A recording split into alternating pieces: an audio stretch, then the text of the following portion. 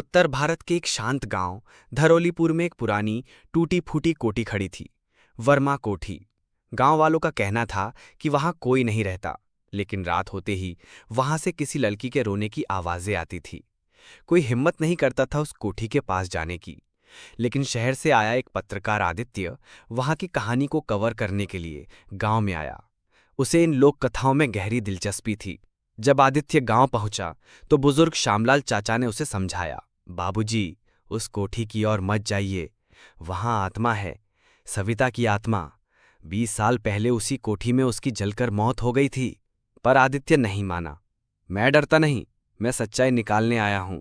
आदित्य ने कोठी के बाहर एक तंबू लगाया और कैमरे लगा दिए।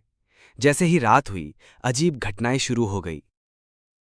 ताले लगे दरवाजे अपने आप खुल गए। दीवारों पर किसी ने खून से मुझे बचाओ लिखा था। कैमरे बंद हो गए। रात के ठीक 12 बजे एक सफेद साड़ी में एक लड़की सीढ़ियों से उतरती दिखी। वो रो रही थी और कह रही थी, मुझे क्यों जलाया, मैं निर्दोष थी। अगले दिन आदित्य गांव की लाइब्रेरी में गया और 20 साल पुराना रिकॉर्ड निकाला। सविता नाम की एक लड़की की शादी जबरदस्ती एक बूढ़े जमींदार से हुई थी। शादी के कुछ दिन बाद कोठी में आग लग गई और सविता की मौत हो गई। लेकिन पोस्टमार्टम रिपोर्ट में एक भयानक राज छुपा था। सविता मरी नहीं थी, उसे मारा गया था। आदित्य ने अगली रात कोठी में सविता की आत्मा से बात करने की कोशिश की। उसने अपने चारों ओर कपूर जलाया, मंत्र पढ़े और कैमरा चालू किया। सविता की आत्मा प्रकट हुई।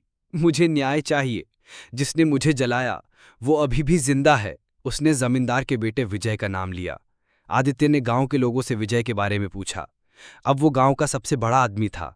लेकिन जैसे ही आदित्य ने उसके खिलाफ सबूत जुटाने शुरू किए, उसके साथ अजीब घटनाएं घटने लगी। कंप्यूटर अपने आप बंद हो जाता। कमरे की दीवारों पर फिर से बचाओ लिखा मिलता। मोबाइल पर रात 12 बजे खुद ब खुद सविता की तस्वीरें आने लगी। एक रात विजय अपने बंगले में सो रहा था कि अचानक बिजली चली गई। जब जनरेटर भी फेल हो गया, उसे किसी की सिसकियां सुनाई दी। अचानक वो सफेद साड़ी वाली औरत उसके सामने आ गई। तूने मुझे जलाया, अब तू भस्म होगा। अगली सुबह विजय की जली हुई लाश मिली। उसका चेहरा डर के मारे ऐंठा हुआ था। विजय की मौत के बाद कोठी में सन्नाटा छा गया। आदित्य ने कोठी में जाकर आखिरी बार आत्मा से बात की। अब तेरा बदला पूरा हुआ सविता, अब तू शांति पा सकती है। आत्मा मुस्कुराई और धीरे धीरे हवा में विलीन हो गई। उसके बाद कभी कोठी से रोने की आवाज नहीं आई। आदित्य ने यह पूरी घटना एक लेख में छापी, कोठी के दरवाजे के पीछे। ये लेख पूरे देश में वायरल हुआ। लेकिन 2 हफ्ते बाद आदित्य अपने कमरे में मरा पाया गया। उसके चेहरे पर डर का वही भाव था जो विजय के चेहरे पर था। दीवार पर लिखा था, कोठी का दरवाजा अभी बंद नहीं हुआ। ये कहानी बताती है कि आत्मा को सिर्फ न्याय नहीं, सम्मान भी चाहिए। अगर किसी की चीखें अनसुनी रह जाएं, तो वह सन्नाटा कभी सुकून नहीं देता।